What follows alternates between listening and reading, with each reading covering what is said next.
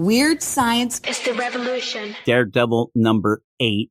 This is a special oversized anniversary issue celebrating 60 years without fear. That's fine and dandy. I'm going to deal mostly with the ongoing story by Saladin Ahmed. There are a bunch of different stories in this. I think it's kind of bad that they kind of hijack readers of the regular run. You're reading Saladin Ahmed's story. You want to keep going. And there is a big reveal by the end of this story in this issue.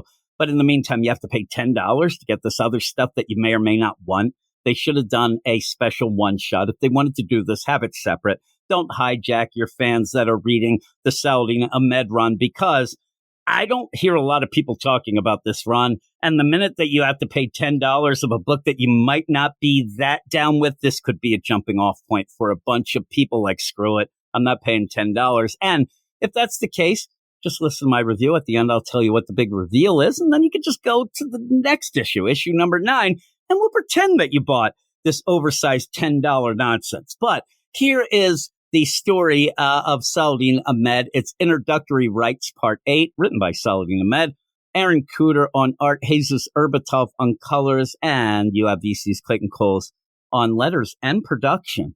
He's on. Now, there are, as I said, a bunch of other stories. There's an Innocenti story that's decent enough, but you also have a D.G. Chichester story. Get a little more of that black-suited, Daredevil that nobody's buying that many anyway, so why do that? You have an Elsa Schirnson story. Erica Schultz jumps in for some Electra stuff, and that's what we'll start with here. Not that story, but the idea of Electra as Daredevil. We have this story as both Matt and Electra, dual Daredevils, right? Like dueling banjos. And at the end of last issue, she showed up. And I thought, oh, she showed up. We're going to get that lust devil. Oh, my God, the sins, all that. We don't get any of that in this. And really, besides the big reveal at the end of this story, nothing really happens in this book that means anything. Also a reason why I think it's a bit of a bullcrap that they throw it in this $10 thing. But the reveal might be big enough for some people. But the idea of having Electra as Daredevil, I ended up talking to some people about this. I say talking, it might have been arguing. I don't know. But I even talked about it when they announced Erica Schultz will have that Woman Without Fear Daredevil book with Electra. I didn't mind Electra being Daredevil at first. I thought it made sense in the book. And in the meantime, when she ends up becoming Daredevil because Matt decides he's going to go to jail, there were some ulterior motives to it. That was at a point where she had found out that prophecy from Stick and the idea that she needed Matt to kind of be down with her so they could get married, have that whole thing. It wasn't all altruistic. She had these ulterior motives, which I thought was really cool. And when she became Daredevil, she needed to convince Matt to kind of go with her. So she wasn't Electra Daredevil. She was just Daredevil and trying to play the game like Matt. She was being, a toned down Electra as Daredevil. And you did see her struggle with that and try to figure this out. That was fine. I think that it's at a point where this has run its course and I just want Electra back. Now, I say this, and when I talk to people, quote unquote, the idea that Electra goes off to be just Electra again doesn't mean that she doesn't take what she learned with her. You can play it however you want, but it doesn't mean that all this is just erased from her memory. You can have the character growth and some development in that, but I just kind of want her to say, this is nonsense. I'm really, Electra, I'm going to go back to being what I am. But some people actually, really like it, that they want to keep it going. It just, I don't know. It just kind of doesn't work for me anymore. And even in this run, Saladin Ahmed hasn't been featuring Electra. This is all about Matt, Father Matt, that's whole thing coming back, his memories. And Electra shows up, but in this issue, she has just shown up to just kick some butt. And there is a point where I think people might get a little triggered about what Matt says, but we'll discuss that when we get to it. Because at the beginning, remember the Heat? That great villain group, the Heat, that really did nothing at all. I mean, nothing at all in the gang war. I thought they just got wiped out. Well, no, lo and behold, they're still going. They kept a low profile so that they could kind of, make their way through that.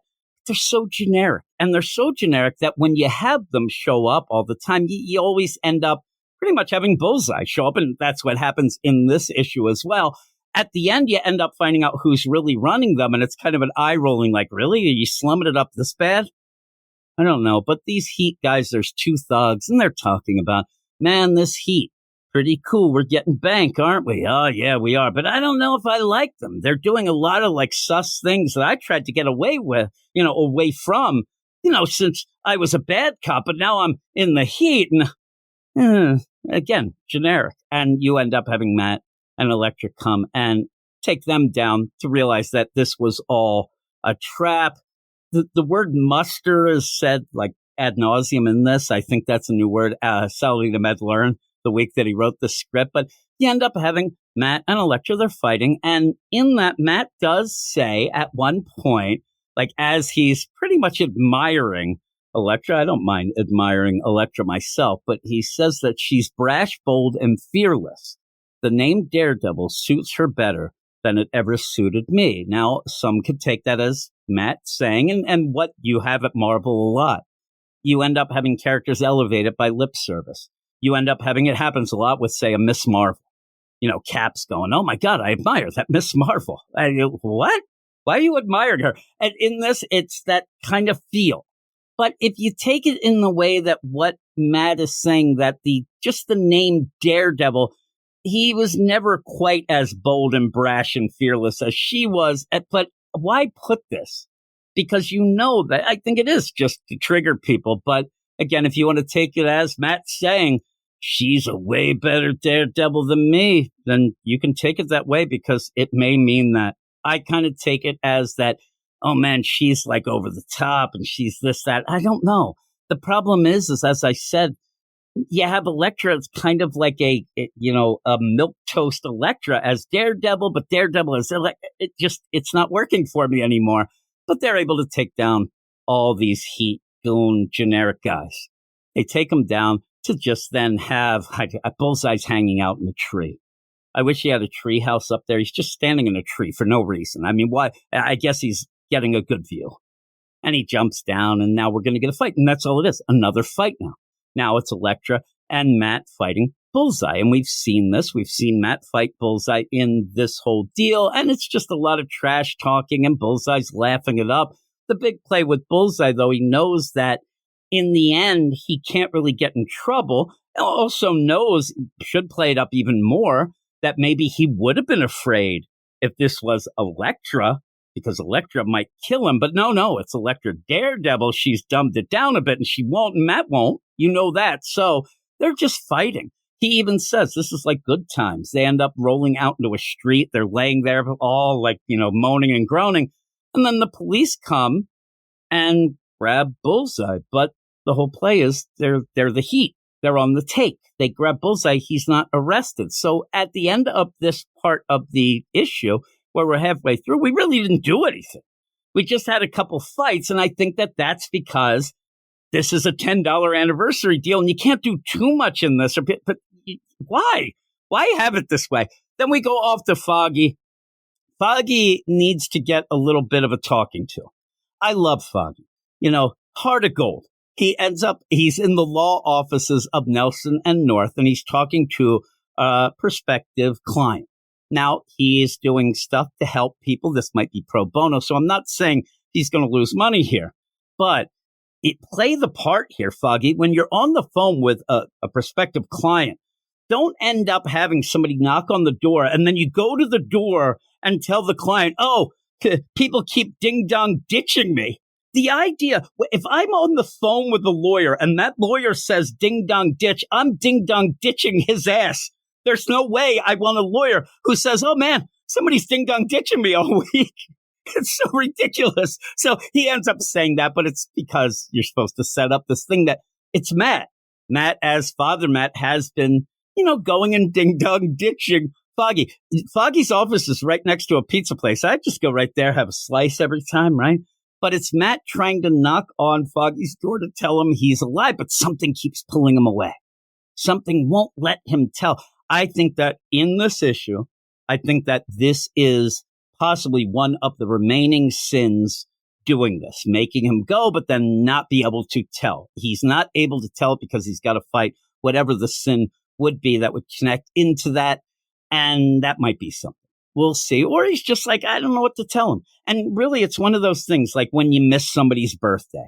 And, and especially online, like you end up where, 2 weeks later, you say, oh my God, I forgot. And everybody's already said, you can't just slip in then. And the longer you wait, the harder it is to then, hey, happy birthday. It's 6 months later. Like you just give it up.